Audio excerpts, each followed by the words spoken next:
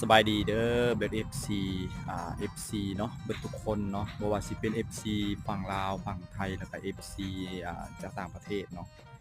มี FC ฝั่งไทยเนาะเพิ่นก็ถามมาหลายเนาะว่าเจ้าชื่อหยังเนาะเพิ่นเอาช่องทางติดต่อจากที่ข้อยเอาขึ้นในอ่า ในต้นคลิปหั้นน่ะเนาะมันสิมีเฟซมีเบอร์ WhatsApp มี TikTok นะเพิ่นเลยทักมาทางเฟซบุ๊กเนาะพอดีเพิ่นถามมาว่าเลมอนนั้นอ่าเจ้าใช้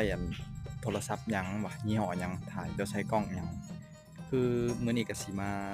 บอกเนาะที่ถ่ายคลิปในแต่ละคลิปที่เอาลงอยู่ในช่องนี้แม่นใช้โทรศัพท์ถ่ายเนาะกล้องโทรศัพท์โทรศัพท์ Android เนาะ Samsung Galaxy A05 เนาะถ่ายด้วยโทรศัพท์ถือว่าก็ธรร